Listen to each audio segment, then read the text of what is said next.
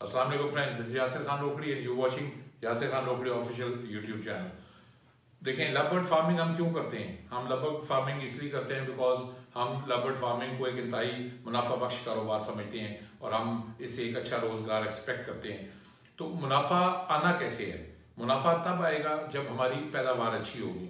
तो आज का टॉपिक इसी हवाले से है कि लवबर्ड की पैदावार को कैसे बढ़ाया जाए, how to increase production of lovebirds. चले जी, वीडियो की तरफ चलते हैं, उम्मीद है आपको पसंद आएगी। सबसे पहली बात, जब भी हम बर्ड को ब्रीड पे लगाते हैं तो सबसे इंपॉर्टेंट पॉइंट है कि बर्ड की एज पूरी होनी चाहिए। नॉर्मली जब हम कमर्शियल ब्रीड कराते हैं तो बहुत सारे दोस्त लवबर्ड को 7 माह की एज में पेयर अप कर देते हैं या उसको ब्रीड पे लगा देते हैं। जितना 7 माह से ऊपर आप जाते जाएंगे उतनी आपके पास बेहतर प्रोडक्शन की चांसेस होंगे, उतना आपकी प्रोडक्शन बेहतर होगी। नॉर्मली समझा ये जाता है कि 8 से 10 माह की एज में लगाना चाहिए। जो गोरे हैं, जो यूरोपियन ब्रीडर्स हैं, वो तो लवबर्ड को 12 माह की एज में लगाते हैं। हमारे एक बड़े अच्छे दोस्त हैं, इंटरनेशनल जज हैं, सैम गिब्स, दुनिया में लवबर्ड में बहुत बड़ा नाम। वो उनसे मेरी बात हो रही थी तो सैम गिब्स ही कह रहे थे कि वो 12 माह 15 माह से पहले अपने बर्ड को ब्रीड पे लगाते ही नहीं है। जब हम बड़ी एज के बर्ड को ब्रीडिंग सीजन में उसको यूज करते हैं फॉर द ब्रीडिंग पर्पसेस, तो उसकी प्रोडक्शन बहुत अमेजिंग होती है।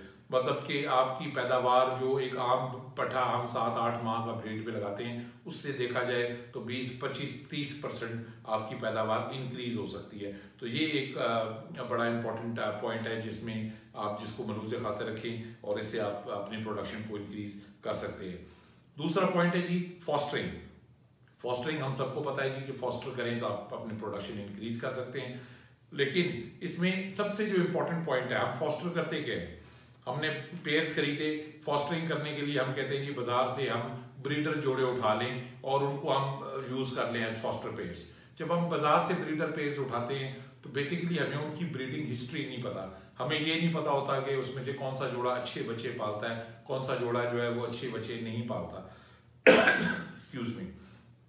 कोशिश करें कि फॉस्टरिंग पेयर्स के लिए भी जो आप बर्ड्स लगाएं वो पट्ठे लें, उनको खुद बड़ा करें और खुद फ्रेश जोड़ा होना चाहिए। और जब आप उसको अपने पास ब्रीड कराएंगे तो एक सीजन के बाद आपके पास उसकी ब्रीड हिस्ट्री आ जाएगी। आपने मिसाल के तौर पे 20 जोड़े लगाए, उनमें से आप देखेंगे यार ये 10 जोड़े थे, इन्होंने अच्छा परफॉर्म किया, उन 10 जोड़ों को हम रिटेन करेंगे और जो बाकी 10 जोड़े हैं जिनकी परफॉर्मेंस ज़्यादा अच्छी नहीं है, हम उनको रिप्लेस कर देंगे और उनकी जगह 20 जोड़े और ऐड कर देंगे पट्ठों की शक्ल में।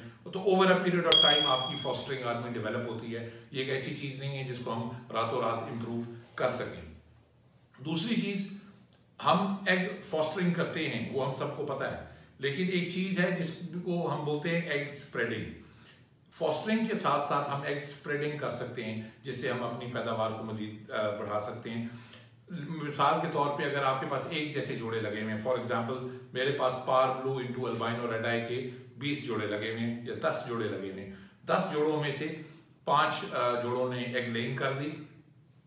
अगर उनकी डेट्स मिलती जुलती हैं तो मैं क्या करूंगा, मैं 5वें जोड़े के अंडे उठा लूंगा और मैं वो बाकी 4 जोड़ों में जो बिल्कुल सिमिलर हैं, बिकॉज वो सारे सेम जोड़े, उनका एक ही रिजल्ट आना है, तो इट इज़ वेरी सेफ कि मैं 5वें जोड़े के सारे अंडे उठा के उन 4 जोड़ों में एक एक डिस्ट्रीब्यूट कर दूं और जहां पे उन्होंने 5 एग्स या 4 एग्स को हैच करना है वो वहां पे एक एक्स्ट्रा एग भी हैच कर लेंगे।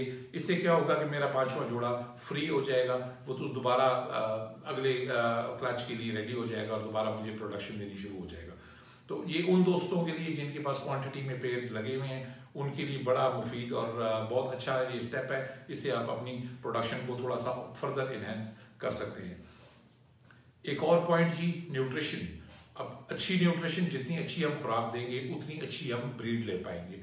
जब हम बात करते हैं कमर्शियल ब्रीडिंग की, उसमें हमारी कोशिश होती है कि हम फॉस्टरिंग भी करें, मैंने आपको कहा आप एग स्प्रेड भी करें, तो हम हर मुमकिन कोशिश करें कि किस तरीके से हम मैक्सिमम पैदावार ले सकें। जब हम मैक्सिमम पैदावार ले रहे हैं अपने बर्ड से तो आपको ये भी ज़हन में रखना चाहिए कि पर्टिकुलरली जो फीमेल है, जो बार बार आप उससे एग लेइंग करा रहे हैं, उसमें डेफिशिएंसीज आ सकती हैं, उसमें न्यूट्रिशन की कमी हो सकती है। तो you have to go very solid with nutrition. आपको बहुत अच्छा न्यूट्रिशन पैकेज देना है। न्यूट्रिशन में हम सबको पता है कि सॉफ्ट फूड क्या यूज़ करनी है, इस पर बहुत सारी वीडियोस बनी। हमें पता है कि ब्रीडिंग वाइटामिन हम कौन से यूज़ करें। चले हम अपने देखने वाले दोस्तों को मैं खुद भी बता देता हूँ। मैं प्राइम यूज़ करता हूँ, प्राइम के साथ मैं डी न्यूट्रिकल यूज़ करता हूँ, और बहुत थोड़ी मिकदार में सॉलिड डी ब्रीडर भी यूज़ करता हूँ, मिक्स करता हूँ, ताकि D3 की रिक्वायरमेंट्स हमारी पूरी हो सकें। तो खैर इस पे पहले मैंने सोचा था कि बहुत सारी वीडियोस बनी हुई हैं, बहुत दोस्तों ने वीडियोस बनाई हैं, तो it will be boring to repeat. लेकिन मुझे कुछ दोस्तों ने काफ़ी इस पे इंसिस्ट किया कि मैं इस टॉपिक पे वीडियो बनाऊं, तो न्यूट्रिशन के ऊपर भी मेरी डिटेल वीडियो इंशाल्लाह आपको देखने को मिलेगी। फिल वक्त एक इम्पॉर्टेंट पॉइंट जो आपने जेहन में रखना है, जब हम एक पेयर की एग फॉस्टर कर देते हैं तो वो रेडी हो जाता है दूसरे क्लच के लिए, यानी female will get ready to lay eggs again. जब फीमेल दोबारा अंडे देने के लिए तैयार हो रही है, अभी अभी उसने 4-5 अंडे दिए हैं, तो हम क्या करेंगे कि हम उसको एक लिक्विड आता है, उसको बोलते हैं लिक्विड गोल्ड। बेसिकली वो एक कैल्शियम और D3 सप्लीमेंट है। लिक्विड गोल्ड 1 cc आप फीमेल को हैंड फीड करा दें, ताकि जो अगला क्लच लेने के लिए वो आप उसको तैयार कर रहे हैं, तो उसकी जो थोड़ी बहुत ही उसमें न्यूट्रिशन की कमी है, वो कैल्शियम की कमी है, वो पूरी आप कर सके, उसकी बोन्स में इशू क्रिएट ना हो, और जो एग्स उसने लेइंग आपने उससे करानी है उसमें आपको इशूज ना आए। इसके दो तरीके हैं। एक तरीका है कि आप लिक्विड गोल्ड 1 cc उसको डायरेक्ट हैंड फीड करा दें, this is what Naveed Sheikh साहब does.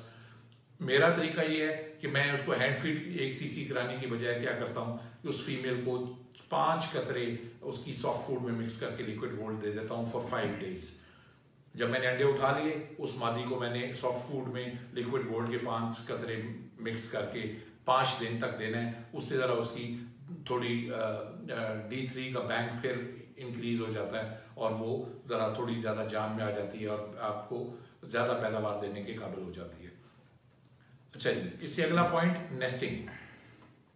Nesting change is very important.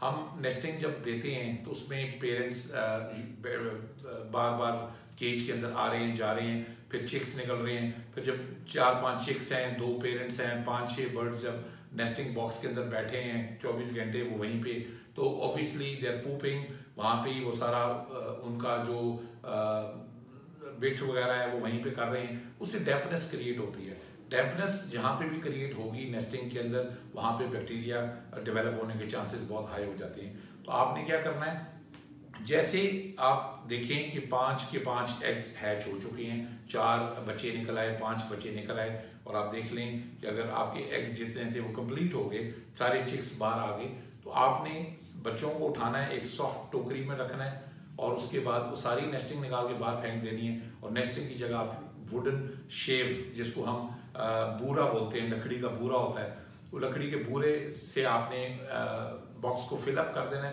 पहले बॉक्स की सफाई करेंगे, सफाई करने के बाद आप बूरा डाल के वो बच्चे उठा के वापस बूरे के ऊपर रख देंगे। उससे हमें क्या फ़ायदा होगा कि हमारी जितनी वहाँ डैम्पनेस क्रिएट हुई थी, जितना वहाँ पे गंद बला क्रिएट हुआ था, वो सारा का सारा साफ़ हो गया, फ्रेश वुडन शेव आ गई, और बैक्टीरियल डेवलपमेंट के चांसेस बहुत कम हो गए। और वुडन शेव डालने का मकसद ये होता है कि आप उस वुडन शेव को हर हफ्ते साफ कर सकते हैं। हर हफ्ते आप वो बच्चे उठाएं, टोकरी में रखें, पुराना बूरा निकाल के बाहर फेंकें, और वहाँ फ्रेश बूरा डालें, और 5 बच्चे वापस उसके ऊपर रख दें। उससे काफ़ी आपको फ़ायदा होगा। उससे जितनी हम अपनी सफाई सुथराई का ख्याल रखेंगे, उतनी ज़्यादा हमारी प्रोडक्शन इंक्रीज करने के चांसेस होंगे।